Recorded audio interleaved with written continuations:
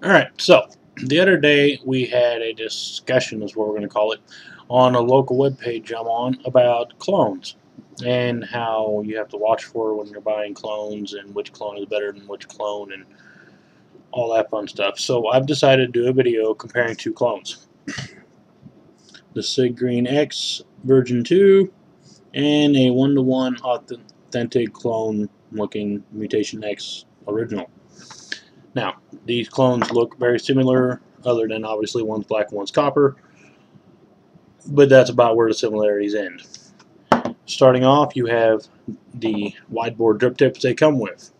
If you look at them, it obviously looks like the one for the MX2 is bigger. But when you look at the back of them, you realize the Sig Green X one is a lot bigger than the other one because the MX2 tapers down. That's a plus for the Sig Green. Second of all, the air holes. The 1-to-1 clone, I don't know if you can see those or not, comes with two little air holes. The Sig Green clone comes with massive air holes. A lot bigger, a lot better airflow.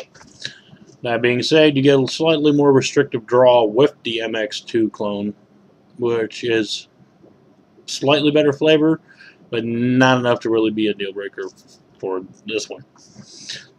The deck itself is slightly bigger on this, the Sig Green clone, than it does on the MX. Just about big enough to where you can put more cotton in it. Not a whole lot, but that is a difference. The contacts on both of these, one is silver plated copper and the other is solid copper. I don't know why these clone makers want to silver plate or look like they silver plate their contacts, because the solid copper contacts in the Sig Green is a lot better. A lot more connectivity, a lot better production all throughout. Let's see, the center posts. These both have the T-style center post that is in the original MX2, with the difference being that the clone, the 1-to-1 clone, does have the same size. They are rather large, so they do work better as far as the bigger gauge wires. But this one here, the Sig Green, the center post doesn't spin. That is a huge plus. This spins like a merry-go-round. I hate the T-post centers. They all spin, 99% of them. Why they have not made these a square post into the deck, I have no idea. Anyway, the screws, another plus. Not for the 1-to-1 clone either. MX2, grub nuts. Sig Green clone. Screws. Grub nuts are a pain in the ass. I hate them. If you lose it, good luck finding another Allen wrench for it. I had to go hunt down a place to find a whole set just so I could have one screw. It was fantastic. Not really. All in all, I'm going to say that this Sig Green one is a whole lot better than the 1-to-1 clone. Okay, what Sig Green does is they take and they clone something and they make adjustments to it to make it better. That being said, we're going to cut to a picture of the build and show you how they perform. With the identical build, they both have the exact same 22 gauge build at 0.21 ohms, and they're going to be on the IPv3 at 125 watts each. Here we go.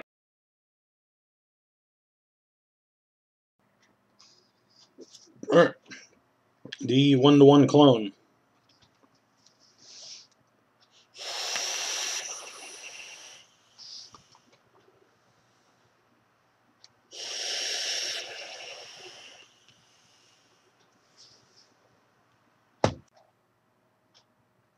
And it's a green.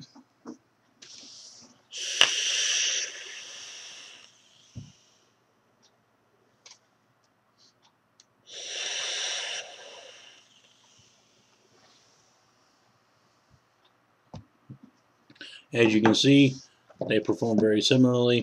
Actually, I think the Sig Green performs better, more vapor, which is what we want, most of us.